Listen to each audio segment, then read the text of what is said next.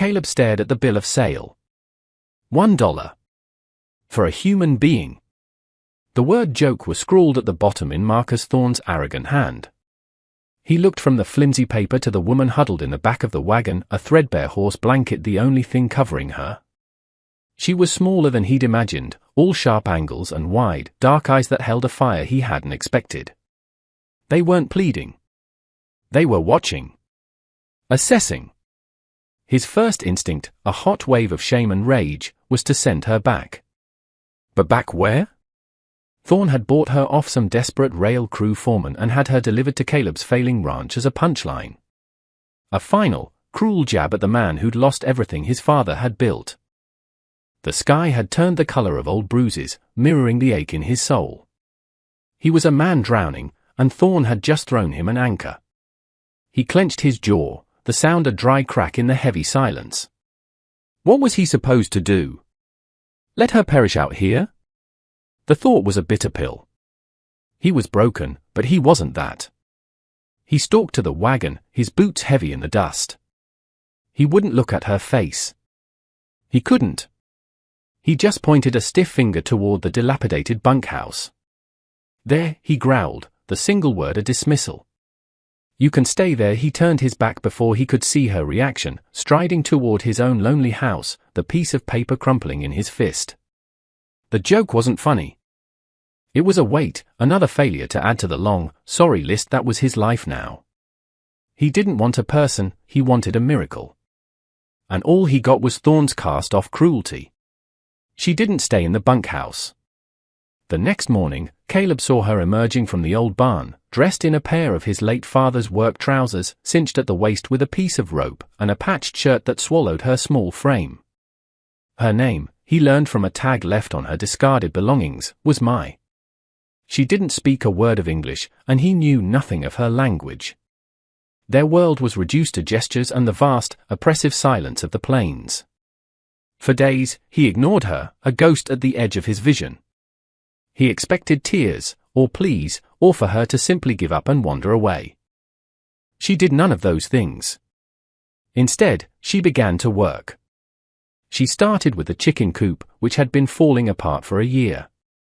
With a focus that unnerved him, she found old nails he'd left to rust, straightened them one by one on a flat stone, and began reinforcing the rotted boards.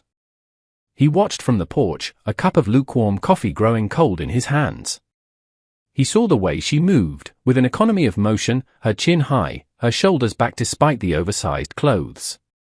There was a defiance in her labor, a quiet refusal to be the punchline to Thorne's joke. One of his few remaining ranch hands, a cynical man named Roy, snickered. Looks like your dollar is earning its keep. Caleb's response was a low growl that silenced him instantly.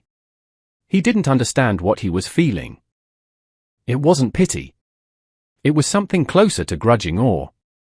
She wasn't waiting for him to save her. She was saving herself, one straightened nail at a time.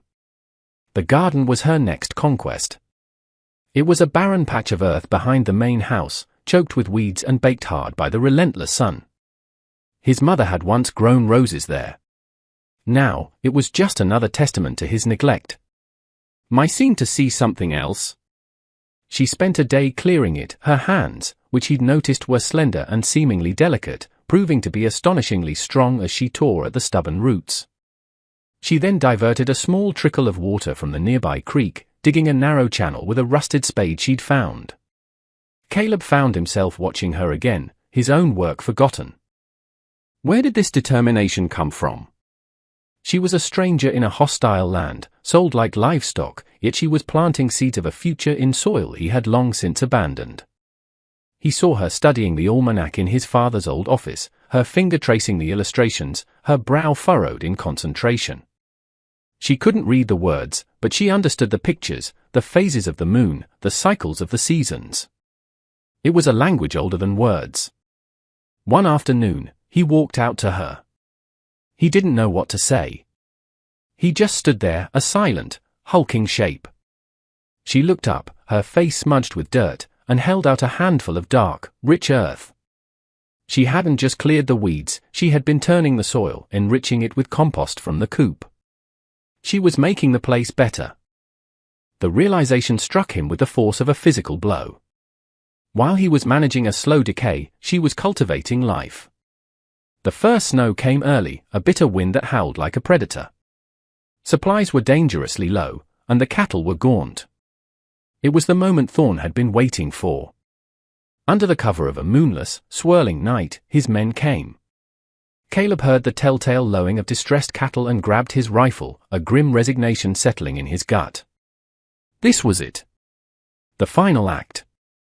He would go down fighting for the scraps of his father's legacy. As he burst from the house, he saw Mai silhouetted against the barn door. She held 2 lanterns. He thought she was frozen in fear, but then she moved with purpose. She didn't run toward the fight. She ran the other way, toward the far end of the pasture, one lantern held high, the other swinging low. He didn't understand. Then he saw her plan. She wasn't confronting Thorn's men, she was outmaneuvering them. Using the lanterns and a series of sharp cries, she spooked the herd, sending them stampeding not toward Thorn's waiting hands, but deeper into Caleb's own property, into a narrow, defensible canyon he rarely used. The rustlers, caught off guard by the sudden chaos from an unexpected direction, were thrown into disarray. They fired a few useless shots into the dark and retreated, their plan ruined. Caleb stood, rifle lowered, the wind whipping at his coat. He had been ready to meet violence with violence. She had met it with intelligence. He looked across the snowy expanse at the small figure with the lantern, a single point of light in the overwhelming dark. She hadn't just saved his cattle. She had saved him from his own self-destructive pride. The victory came at a cost. The brutal night in the cold, soaked to the bone, left Mai with a fever that raged for days. Caleb found her collapsed in the barn, her skin burning. He carried her into the main house, laying her in his own bed, the first time she had ever crossed its threshold. For 3 days, he was her reluctant nurse. He bathed her forehead with cool water and forced broth between her chapped lips. The house was silent save for her shallow breaths and the crackle of the fire. In her delirium, she spoke in her own language, words that were soft and flowing, so different from the harsh, guttural sounds of his own world. During the long, quiet hours, he found himself truly seeing her for the first time. He noticed a small, pale scar above her eyebrow, the determined set of her jaw even in sickness. Tucked into her pocket, he found a small, intricately carved wooden bird, its surface worn smooth from countless touches. It was a tangible piece of a life he couldn't imagine. A profound guilt washed over him, cold and sharp. He remembered the horse blanket, the single, dismissive word, the days he had treated her as less than human. He sat in the chair by the bed, the firelight casting long shadows on the walls, and a quiet, hoarse apology escaped his lips. "I'm sorry," he whispered into the still room. He knew she couldn't hear him, but he had to say it. He was apologizing not just to her, but to the man his father had wanted him to be. When the fever broke, it was as if spring had come to the small, dark room. One morning, Mai's eyes were clear again. She was weak, but the fire was back. As she recovered, a new dynamic formed between them. The silence was no longer oppressive, it was comfortable, filled with unspoken understanding.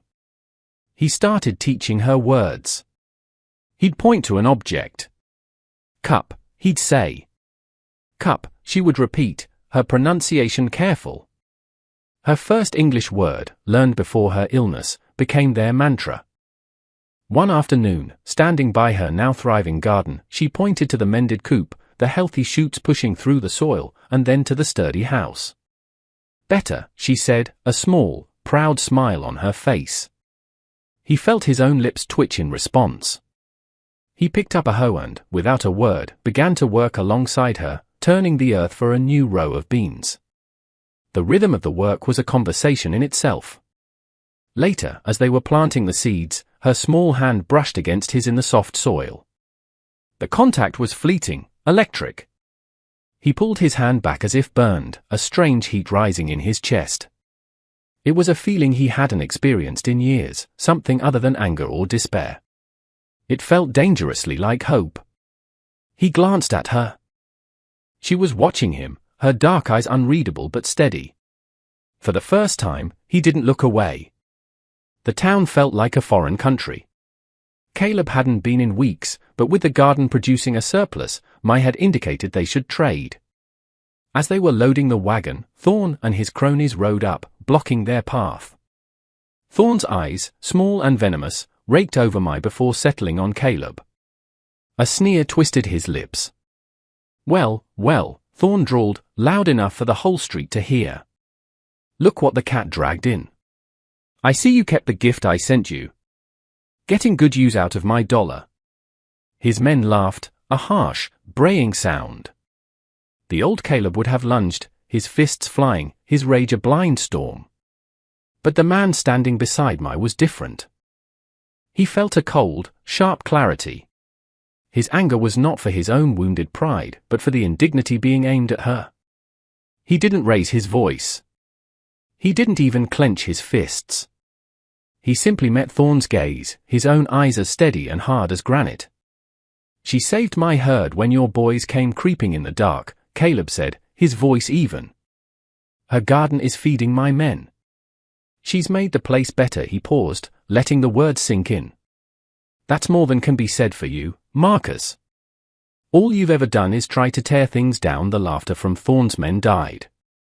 Thorn's face flushed a deep, ugly red. The joke had finally, irrevocably, turned on its creator. Stripped of its cruelty, it was just pathetic. Caleb turned his back on him, a final, clear dismissal, and helped Mai onto the wagon. The ranch was changing.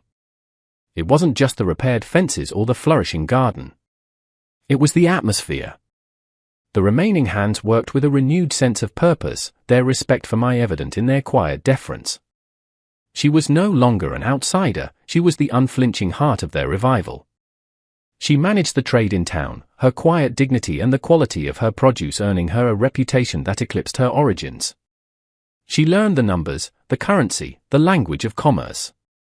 One evening, Caleb sat at his father's old desk, the ledger open before him. The columns of losses were finally being balanced by entries of profit. He looked up as Mai entered, carrying 2 cups of tea. She placed one in front of him and stood, looking at the book. For a long moment, he just watched her, the lamplight softening the determined lines of her face. This was her victory as much as his. Maybe more.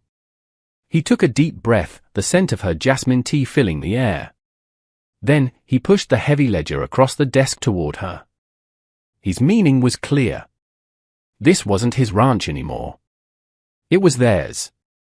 Her eyes widened slightly. They moved from the book to his face, searching.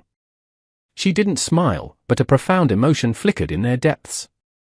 She gave a single, slow nod. With that gesture, a partnership was forged, sealed not by ink or a handshake, but by the shared weight of 100 silent trials and 100 small, hard-won triumphs. He found her by the creek as the sun bled across the horizon, painting the water in shades of orange and violet. She was standing perfectly still, watching the light fade. He came to a stop beside her, the silence between them comfortable, familiar. The need to speak, to finally give voice to the ghosts that haunted him, was a sudden, pressing urge. My father built this place from nothing, he began, his voice rough. He saw promise where everyone else saw dust. When he died, I saw only the dust. He looked at his own hands, calloused and scarred. I thought my only inheritance was his shadow. I was so angry. At him for leaving, at myself for failing. I was letting it all crumble. I think I wanted it to. It was more than he'd said to anyone in years. A confession laid bare at her feet. She listened, her gaze never leaving the water. When he fell silent, the weight of his words hanging in the cool evening air, she turned. She didn't offer platitudes or empty reassurances. Instead, she reached out and took his hand. Her touch was warm, firm. It anchored him. In that moment, the point of view shifted, and for an instant, he saw himself through her eyes. Not the angry, broken man who had thrown a blanket at her, but the man who had carried her from the barn, who had kept vigil by her bed, who had learned to say her name with respect. She saw the resilience he thought he'd lost. She saw the good man buried under the dust. A year later, the ranch was unrecognizable. The house, once a monument to decay, now had a freshly painted porch and windows that glowed like beacons in the twilight. The fields were healthy, the herd was growing, and the laughter of the ranch hands could sometimes be heard over the plains. Caleb and I stood on that porch, a familiar ritual, watching the last light of day settle over the land they had resurrected together. The air was cool and smelled of damp earth and possibility. They were partners in every sense of the word, their movements and thoughts often seeming to flow from a single, shared source. He had taught her to read and write English, she had taught him about patience, about the quiet strength of things that grow. He broke the comfortable silence, his voice low. What now? It was a simple question, but it held the weight of their entire future. She didn't look at him. Her gaze was fixed on the far horizon, on the endless stretch of land and sky that was once a prison but was now a promise. A small smile touched her lips. She turned to him, her eyes reflecting the deep twilight. Her English was clear, imbued with the same quiet determination she had shown from the very first day. "Make it better," she said. He looked at her, truly looked at her, and a slow, genuine smile spread across his face, erasing the last of the shadows. He nodded. It wasn't a question anymore. It was a vow.